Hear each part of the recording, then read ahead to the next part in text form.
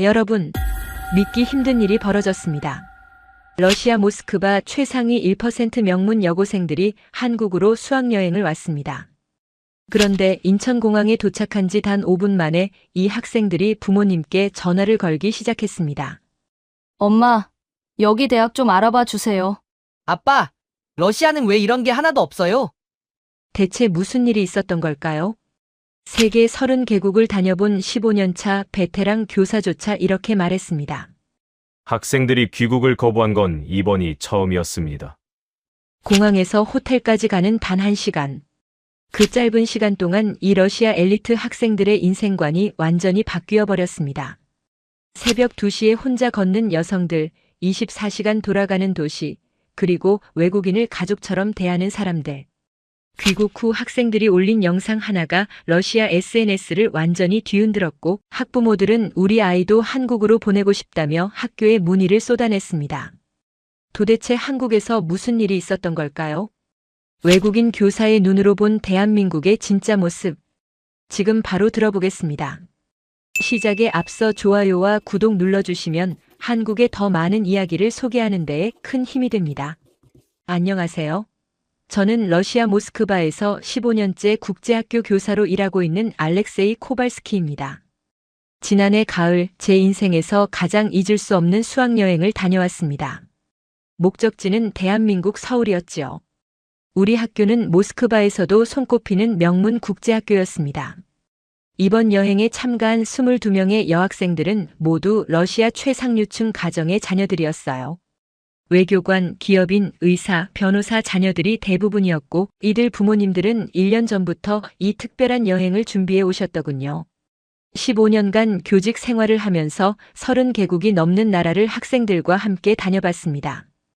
유럽의 대도시들, 미국의 명문 도시들, 일본과 중국까지 거의 모든 주요 도시를 경험했지요. 그래서인지 솔직히 이번 한국 여행도 그저 그런 수학여행 중 하나가 될 거라 생각했습니다. 인천공항에 도착한 시각은 밤 11시가 조금 넘은 때였습니다. 비행기에서 내려 터미널로 들어서는 순간 첫 번째 놀라움이 찾아왔어요. 심야 시간임에도 공항 전체가 마치 한낮처럼 완벽하게 돌아가고 있었던 겁니다. 모스크바 공항은 밤 10시만 넘으면 대부분의 상점이 문을 닫고 직원들도 거의 보이지 않습니다. 그런데 인천공항은 달랐지요. 안내 데스크마다 직원들이 환한 미소로 대기하고 있었고 청소 직원들은 승객이 지나간 자리를 즉시 닦아내고 있었습니다. 공항 바닥은 거울처럼 반짝거렸어요. 화장실 앞을 지나칠 때도 깜짝 놀랐습니다. 청소 직원분이 화장실 입구에서 승객들에게 고개 숙여 인사하시는 모습을 봤거든요. 러시아에서는 상상할 수 없는 광경이었습니다. 입국 심사를 기다리는 동안 학생들의 표정을 살폈습니다. 아이들 모두 눈을 크게 뜨고 주변을 둘러보고 있었어요. 한 학생이 제게 다가와 속삭였습니다. 공항이 왜 이렇게 깨끗하고 밝냐고요. 저도 대답할 말이 없었습니다. 그저 한국이 원래 이런 나라인가 보다 하고 생각했지요. 입국 심사대 앞에 섰을 때 두 번째 충격이 왔습니다. 예상치 못한 외국인 학생 단체 입국이었는데도 공항 직원들은 전혀 당황하지 않았거든요. 오히려 러시아어가 가능한 통역 직원이 순식간에 배치되었습니다. 그분은 학생들의 나이를 고려해 천천히 정중하게 모든 상황을 설명해 주셨어요. 숙소 안내부터 다음날 일정까지 세심하게 도와주셨고 혹시 불편한 점은 없는지 계속 물어보셨습니다. 가장 인상 깊었던 건 자동 출입국 심사 시스템이었습니다. 기계 앞에서 머뭇거리는 학생이 있으면 직원분이 바로 다가와 친절하게 안내해 주셨어요. 화면에는 러시아어를 비롯한 여러 나라 언어가 지원되고 있었습니다. 학생들도 쉽게 이용할 수 있도록 직관적으로 설계되어 있었던 거죠. 수화물을 찾는 과정도 놀라웠습니다. 거대한 화면에 실시간으로 짐의 위치가 표시되고 있었거든요. 러시아에서는 짐을 찾는 데만 1시간씩 걸리는 경우도 많았는데 말입니다. 모든 시스템이 정확하고 빠르게 작동했어요. 공항에서 호텔로 이동하는 리무진 버스를 기다리는 동안이었습니다. 학생들의 표정이 확연히 달라지기 시작했어요. 처음 느꼈던 낯선 나라에 대한 긴장감은 사라지고 호기심으로 가득한 눈빛으로 바뀌어 있었습니다. 자정이 넘은 시각 버스에 올랐습니다. 버스 내부는 깨끗했고 좌석도 편안했어요. 기사님은 외국인 승객임을 알고 영어로 친절하게 안내해 주셨습니다. 서울까지 약 1시간 정도 걸린다는 설명과 함께 안전벨트를 매달라고 당부하셨지요. 버스가 출발하면서 창밖 풍경이 펼쳐졌습니다. 새벽 시간임에도 도로는 환하게 조명되어 있었고 차량들이 질서정연하게 움직이고 있었어요. 모스크바의 밤거리는 어둡고 위험한 느낌인데 이곳은 완전히 달랐습니다. 서울로 들어서며 학생들이 가장 놀라워한 것은 창밖으로 보이는 편의점들이었습니다. 한밤중인데도 불이 환하게 켜져 있었고 사람들이 자연스럽게 드나들고 있었거든요. 모스크바에서는 밤 10시만 넘으면 대부분의 가게가 문을 닫는데 말이죠. 더욱 놀라운 광경은 혼자 귀가하는 젊은 여성들이었습니다. 새벽 1시가 넘은 시간에 여성들이 혼자 거리를 걷고 있었어요. 전혀 불안해하는 기색도 없었습니다. 러시아에서는 절대 상상할 수 없는 풍경이었지요. 모스크바에서는 밤길을 혼자 다니는 것 자체가 위험하다고 여기는 문화였으니까요. 강남 지역에 가까워지면서 고층 빌딩들이 눈에 들어왔습니다. 한강을 건너는 다리 위에서 본 야경은 숨이 멎을 정도로 아름다웠어요. 유럽의 어떤 도시보다 웅장하고 현대적이었습니다. 호텔에 도착한 시각은 새벽 2시 30분이었습니다. 그런데 놀랍게도 호텔 주변은 여전히 활기차 보였어요. 24시간 영업하는 식당들이 눈에 띄었고 편의점에는 손님들이 있었습니다. 모스크바에서는 이 시간이면 모든 것이 잠든 고요한 밤인데 말입니다. 체크인을 하면서 마지막 놀라움을 경험했습니다. 프론트 직원분은 학생들의 연령대를 고려해 조용한 층의 객실을 배정해 주셨거든요. 다음 날 아침 식사 시간과 주변 편의 시설까지 자세히 안내해 주셨어요. 무엇보다 감동적이었던 것은 진심 어린 환영의 인사였습니다. 객실로 올라가는 엘리베이터 안에서였습니다. 한 학생이 저에게 말했어요. 한국이 생각했던 것과 완전히 다르다고요. 다른 학생들도 고개를 끄덕였습니다. 이제 겨우 공항에서 호텔까지 온 것뿐인데 벌써 러시아와는 너무 다른 세계를 경험한 기분이라고 했지요. 그날 밤 저는 잠을 이루지 못했습니다. 앞으로 며칠 동안 학생들과 함께 경험하게 될 일들이 벌써부터 기대되었거든요. 한국이라는 나라가 우리에게 어떤 놀라움을 선사할지 그때는 상상조차 못했습니다. 다음 날 아침이라기보다는 몇 시간 후라고 해야 맞을 겁니다. 새벽 6시 시차 적응에 실패한 학생 몇 명이 잠에서 깨어났어요. 복도에서 배가 고프다며 웅성거리는 소리가 들렸습니다. 저는 당황했지요. 이른 시간에 문을 연 식당을 찾기란 어려울 거라 생각했으니까요. 모스크바에서는 아침 8시 이전에 영업하는 식당을 찾기가 쉽지 않습니다. 호텔 프론트에 문의하자 직원분이 미소를 지으며 답했어요. 바로 옆 건물에 24시간 영업하는 김밥집이 있다고 했습니다. 새벽 시간에도 식사가 가능하다는 말에 저는 놀랐지요. 학생 7명과 함께 그곳으로 향했습니다. 새벽 6시 30분, 거리는 이미 사람들로 북적였어요. 출근하는 직장인들, 조깅하는 시민들, 편의점에서 나오는 사람들까지. 모스크바의 새벽은 고요하기만 한데 서울은 이미 하루가 시작된 것 같았습니다. 식당 문을 열고 들어서자 따뜻한 공기와 함께 음식 냄새가 코를 찔렀어요. 몇몇 손님들이 이미 식사를 하고 있었습니다. 혼자 앉아 신문을 보며 식사하는 중년 남성, 노트북을 펴놓고 작업하는 젊은 여성, 그리고 야근을 마치고 온 듯한 피곤한 얼굴의 직장인들이었지요. 메뉴판을 보는 순간 두 번째 놀라움이 왔습니다. 가격이 너무 저렴했거든요. 김밥 한 줄에 3,000원, 라면이 4,000원이었어요. 러시아 물가로 환산하면 믿을 수 없을 정도로 싼 가격이었습니다. 모스크바에서 이 정도 식사를 하려면 최소 500루블은 필요했으니까요. 주문을 받는 사장님은 외국인인 우리를 보고도 전혀 이상하게 여기지 않았습니다. 영어로 메뉴를 설명해 주시며 학생들이 먹기 좋은 음식을 추천해 주셨어요. 매운 음식을 못 먹는 학생들을 위해 순한 버전도 가능하다고 하셨지요. 음식이 나오는 속도도 놀라웠습니다. 주문한 지 5분 만에 모든 음식이 테이블에 올라왔거든요. 김밥, 라면, 떡볶이, 순대까지. 학생들은 처음 보는 한국 음식에 호기심 반 걱정 반이었어요. 가장 놀라웠던 건 김밥이었습니다.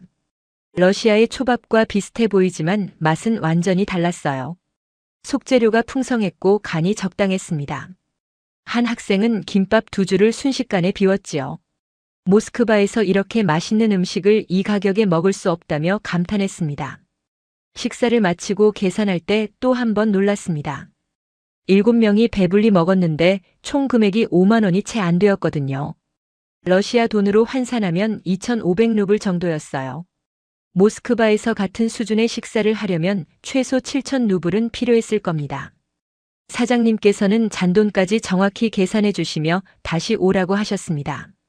한국 음식이 입에 맞느냐고 물으시며 다른 메뉴도 추천해 주셨지요.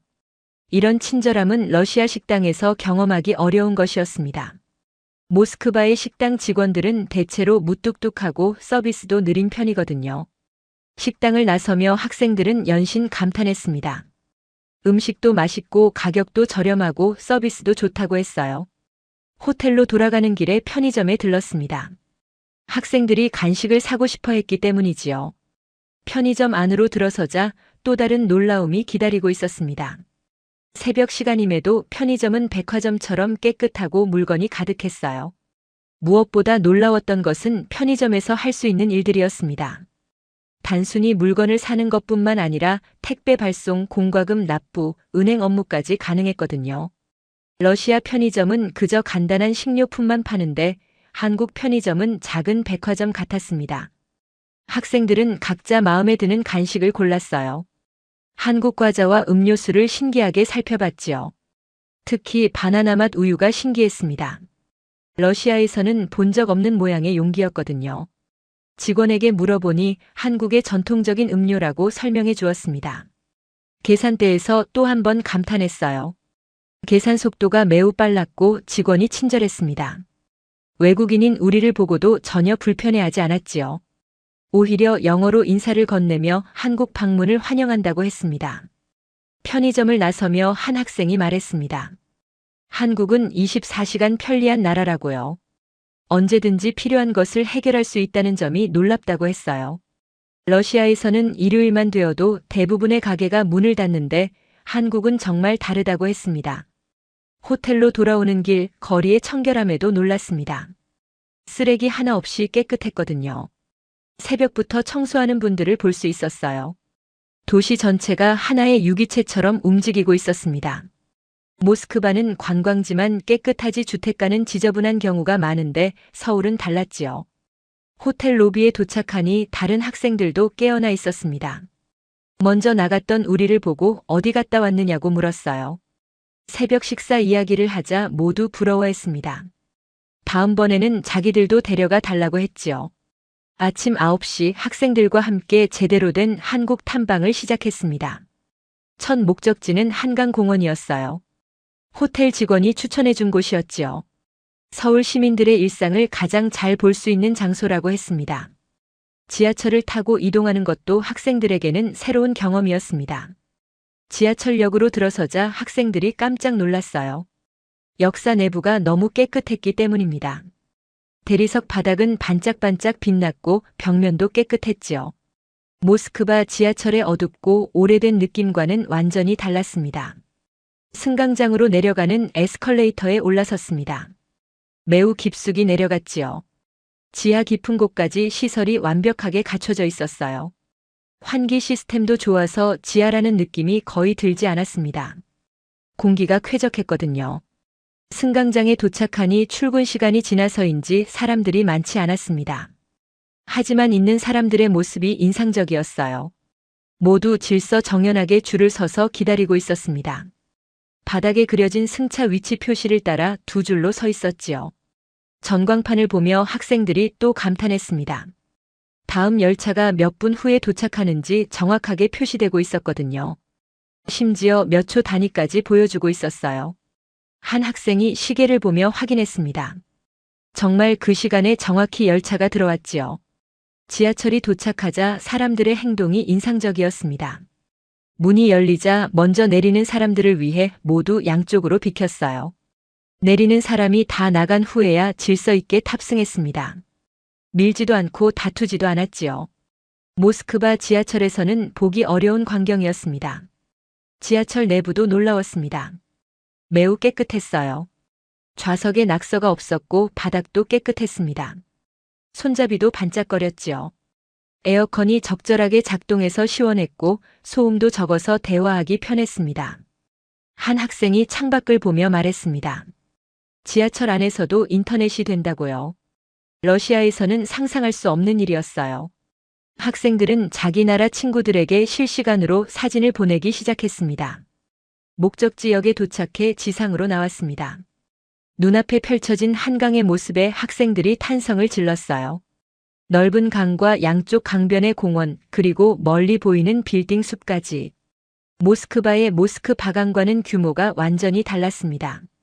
공원으로 들어서자 더욱 놀라운 광경이 펼쳐졌습니다.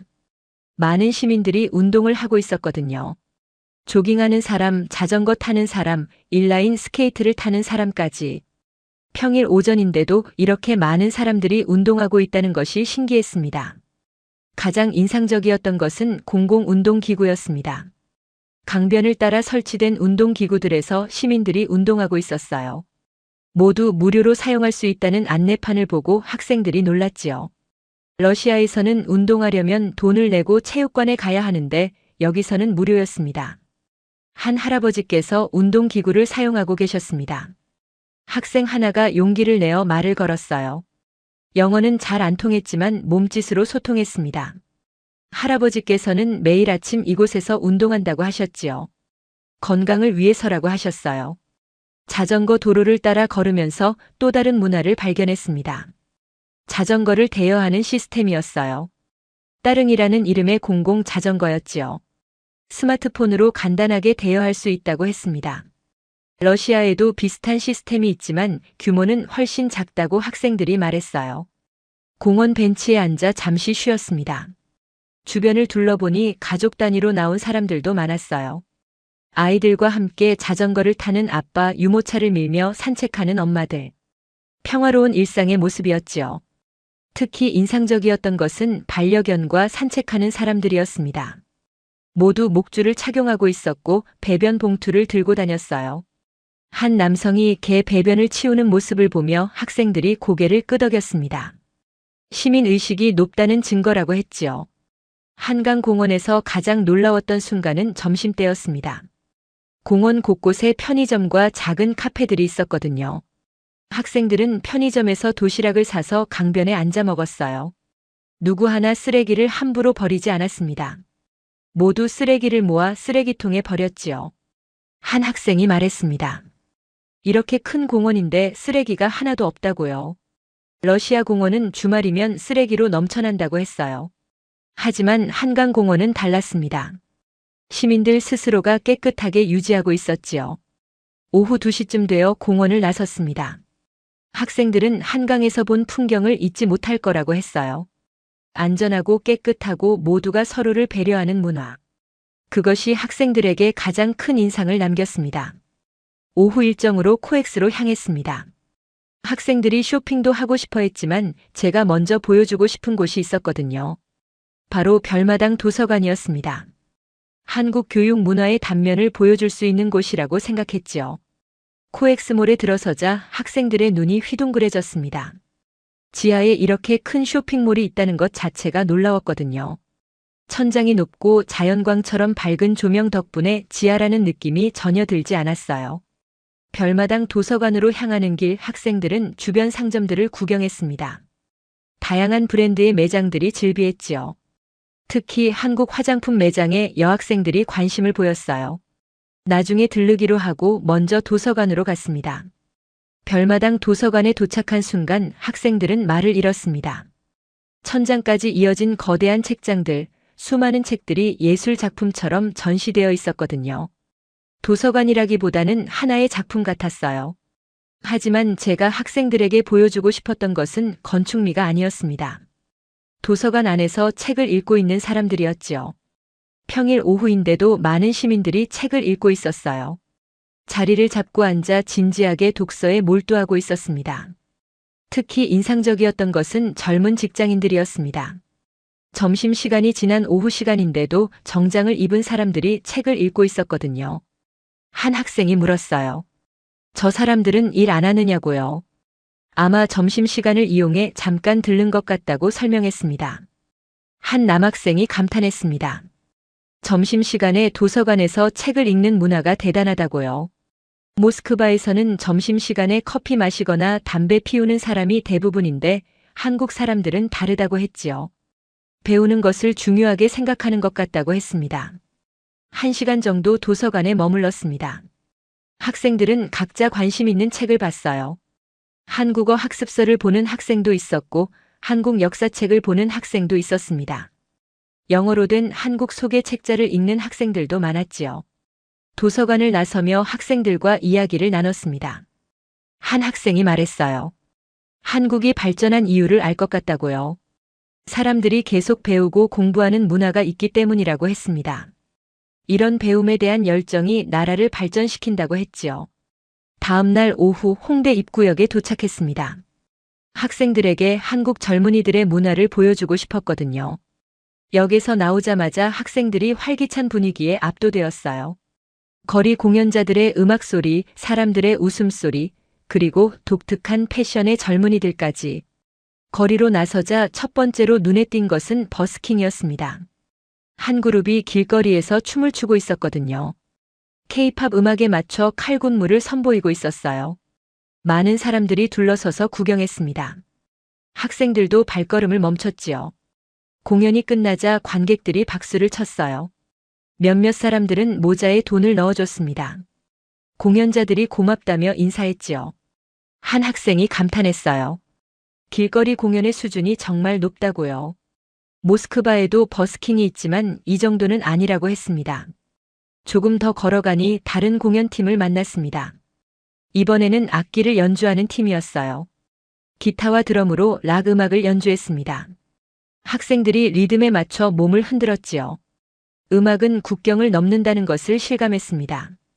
프리마켓이 열리고 있는 곳으로 향했습니다. 젊은 아티스트들이 직접 만든 물건들을 판매하고 있었거든요. 액세서리, 그림, 수제 공예품까지. 학생들이 신기하게 구경했어요. 한 부스에서 학생 몇 명이 멈춰 섰습니다. 한국 전통 문양이 들어간 현대적 디자인의 귀걸이였어요. 판매자가 영어로 설명해 주었습니다. 한국 전통과 현대를 접목한 작품이라고요. 학생 하나가 구매했지요. 기념품으로 좋을 것 같다고 했습니다. 다른 부스에서는 캘리그래피 작품을 팔고 있었습니다. 한글로 쓴 아름다운 글씨들이었어요. 학생들이 한글의 아름다움에 감탄했지요. 한 학생은 자기 이름을 한글로 써달라고 부탁했습니다. 아티스트가 흔쾌히 써주었어요. 프리마켓을 둘러보며 학생들이 말했습니다. 젊은 예술가들이 자유롭게 활동할 수 있는 공간이 있다는 것이 좋다고요.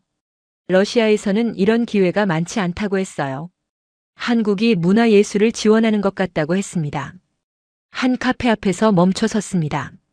독특한 인테리어가 눈에 띄었거든요. 빈티지 가구와 현대적 조명이 조화를 이루고 있었어요.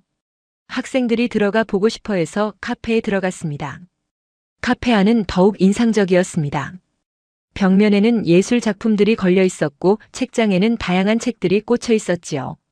단순히 커피를 마시는 곳이 아니라 문화 공간이었습니다. 자리에 앉아 음료를 기다리며 주변을 관찰했습니다. 많은 젊은이들이 노트북을 펴놓고 작업하고 있었어요.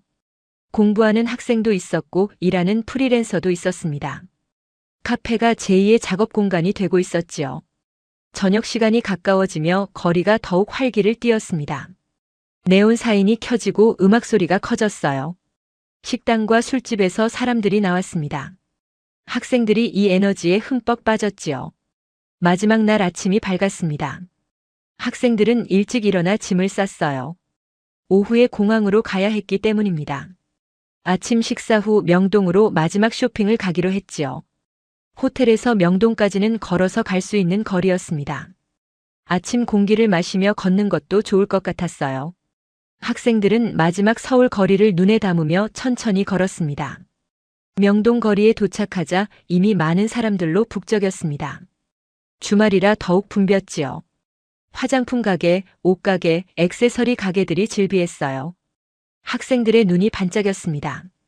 여학생들이 먼저 화장품 가게로 향했습니다. 한국 화장품의 명성을 익히 들어 알고 있었거든요. 매장에 들어서자 직원이 영어로 환영 인사를 건넸어요. 체험 제품들이 가득했습니다.